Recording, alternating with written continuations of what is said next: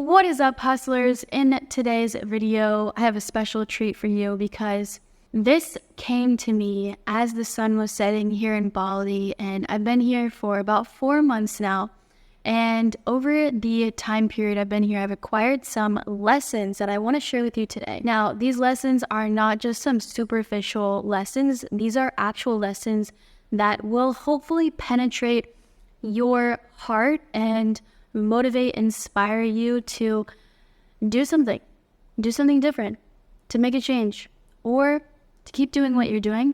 And hopefully this will just entertain you. Either way, I love you. Thanks for coming back. Make sure to subscribe if you haven't already to the channel. It really helps. Leave a like. Let me know down in the comments below why you're here. Let's get into it. The first lesson, going all in or going home.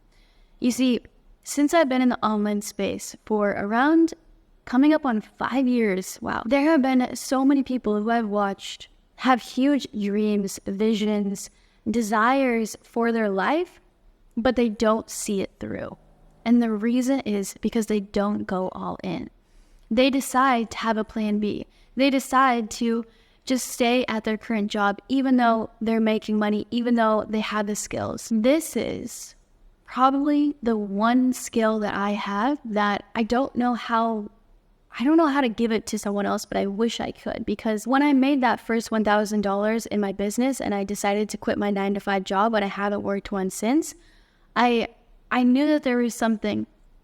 There was like this strong faith that I had, right? And in coming to Bali now, I see people all around me who either have huge dreams, they want to build these empires, or they just go back in, they lower their self-worth. I think that's what it is. Like, they lower the self-worth that they have and decide that it's not for them. They're not capable, right? But even coming here to Bali, like, I sold all of my stuff, decided to go all in. And in those moments of pure surrender, where it feels like everything around you is a tornado and it's all chaos, but you continue to surrender into it, and you just rely on faith to get you through it, you will be amazed at how well life will work with you. Half measures bring half results. The second lesson, are you ready for it? Measuring worst case versus best case scenario. For a while, fear really kept me small, and I chose to stay comfortable. But behind the fear was just a disguise. When you assess the worst case scenario, you realize it's really not that bad. The best case scenario, coming to Bali, I meet awesome people, expand my wisdom, experience new things. The worst case, the plane crashes on the way here, I get kidnapped. All of these things have been running through my mind and did run through my mind before I came here. But the worst case definitely did not happen. We're still here filming this video. Let's talk about the best case scenario and the worst case scenario for scaling a coaching business. Best, you build a team of amazing coaches, you free up your time, you build your personal brand, you become widely recognized and well known for the skills and the impact that you have created. Revenue grows exponentially, you reach 7 figures. Worst case scenario, you invest heavily into the business but fail to attract enough clients. Your expenses outpace your revenue, leading to significant debt. You face burnout from working long hours and trying to keep up with the demand, right? That is the worst case scenario. But along the way, throughout the journey, you will increase your capacity to hold these challenges, to hold that stress. So no matter what, you will have skills attained throughout this journey of hiring people, of firing people, of being a leader, of creating content, ads, marketing, sales. All of these are hard skills to acquire. Not many people want to go out there and actually do this, but if you are one of them, that is the best and worst case scenario. And for me, if we were to assess the risk here, I think that there's actually more risk of you not going all in and taking the full plunge than staying out and doing it all half measured. Worst and best case scenario for moving across the world.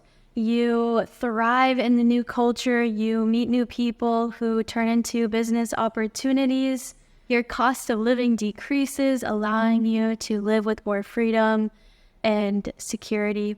Worst case scenario, you struggle to adapt and face loneliness and culture shock. You encounter unexpected visa or legal requirements, making you have to go home prematurely. You deplete your savings account faster than you thought and leave yourself kind of in this spot where you have unforeseen costs and you're not sure how to pay them. That's the best and the worst case scenario. Again, best case scenario is happening. Worst case scenario did not happen. When I left for Bali, I actually have double the amount now in my bank account that I did before. And that's a best and worst case scenario for spending money on ads. Your ads bring in a great ROI, you boost your revenue, you gain valuable insights from the market that you're in to put into your organic content and into your other sales assets such as your VSL. You quickly expand and build a brand that others are attracted to. Now, what is the worst case scenario of ads? You spend a large sum without seeing any significant return. Your ads are poorly targeted, leaving you with wasted leads, unqualified people. Your ad account gets the hammer of death from Facebook and you're not sure how to get out of it. Either way, in these worst case scenarios, when you move across the world and you face loneliness or you run into some unforeseen costs or visa legal issues, or you're running ads and you are left with more money spent than actually brought back in, unqualified leads, all of this, that's the worst case scenario. Still, you're alive. Still, you have a roof over your head and you're living. And to me, that's a freaking win. Going all in will allow you to achieve those best case scenarios much quicker and much faster. But being able to go all in and assess what is the worst case scenario, what's the best case scenario, and make your judgments off of that, you might realize that there's actually more risk in you not moving forward and going all in. So in all of those worst cases, you still grow, you still become a better leader, you still gain valuable insights. And guess what? You don't starve, you don't die, you still have a roof over your head. And in all of the best, you create your dream life. Lesson 3 is your business model is your lifeline. I've seen coaches come into the space get completely burnt out because they are so focused on creating content organically and they aren't sure how to see a positive return on paid ads because they haven't invested into learning those skills. So they end up burning themselves out much, much quicker when you could just run paid ads and let those do all of the CTAs and all of the selling for you. And you can just create content that you love to make that gives value, that shows off your offer, that breaks people's beliefs, right? What has allowed me to have time here to enjoy the scenery, to enjoy meeting other people, networking, and going to church events, all of that is having these paid ads running, right? Having a funnel properly set up allows me to have this freedom so that I can make more money and also have more time. Now, that will require systems. I'm not going to come out here and just say, oh, it's going to be a walk in the park like all these other organic or paid ads coaches will tell you. It does require work, and I will show you how to actually do that. So if you want someone to help and you're ready to get started, just shoot me a DM on Instagram. We can help you out. Now, yes, there are opportunities for you to make a beautiful life while not running paid ads, but I found that with paid ads, you just have this certainty in the back of your mind, like, oh yeah, people are seeing this every single day. So I know that there's opportunities coming in every single day. What it's about is learning how to work smart instead of working hard. There comes a point in the journey where you have to realize you're no longer just going to work hard and see progressive growth. You actually have to work smarter and prioritize the things that are going to allow the business to continue to grow. Lesson 4 is your vibe attracts your tribe. So who you surround yourself with is extremely important because you can be even in the best environment here in Bali and choose to surround yourself with people who make decisions that aren't best for them, that will fall into vices, that will fall into cultural norms, and that will leave you feeling like, oh, okay, this is normal, instead of surrounding yourself with people who have big dreams, big visions, and goals for their life, so they're willing to sacrifice all those short-term pleasures for the long-term goal. When I started surrounding myself with people who have these desires, these dreams, and these visions, I now know that it's completely normal, and I view the 24 hours in my day as an opportunity. Like, there's literally a gold mine out here of opportunity. You just have to go out there and make it happen. And that will lead me to my last and final lesson, number 5, which is focus or fail. Secret to growth is laser focus. I'm going to say that again. The secret to growth is laser focus.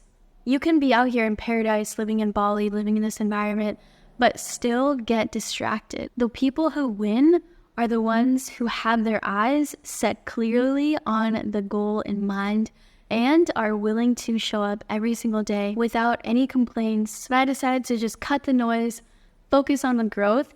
Oh, I love these kinds of seasons so much, because when you go into a sprint where, you are like what Iman Gandhi would call like monk mode, where you are just committing to what you are capable of, the growth you have and the time limit and the time span that you have is so fast and immediate. It's like you are just pre-wiring your brain to crave healthy dopamine, to desire real and healthy transformation. Out here, I started a fitness program. Out here, I've been really like pulling back the arrow and putting in systems in place, putting in hiring processes in place so that we can actually scale. And it has just been so rewarding to see that, to see the before and afters. And I urge you to go into a season where you are so focused that you say no and become so disciplined so you can truly grow. Okay, the last thing that I will say as a bonus is to just give it to God. When all is said and done, and you just surrender it over to Him and let Him guide it, remove yourself from the metrics or the outcome and focus on the inputs that you put in every day. Promise you, love, if you're focusing on the right things, it will happen. It's just in due time. You can call it faith, you can call it surrender, but there is so much power in believing in yourself. Here are your reflection questions. 1, what is holding you back from going all in on your business? 2, who in your life is elevating you and who in your life is holding you back? And 3, if you had unwavering focus for the next 90 days, what could you achieve? Listen, if this video was helpful for you, if it lit up a fire underneath your tushy, then go ahead and subscribe, like. Let me know down in the comments below what you're taking away. And if you are an entrepreneur, business owner who wants to scale past 20K per month, have hit a plateau, go ahead, DM me the word results on Instagram and we can chat, see if we can help you out and truly help you achieve the potential that you have within. I'm rooting for you. I'm here for you, and I will see you in the next video.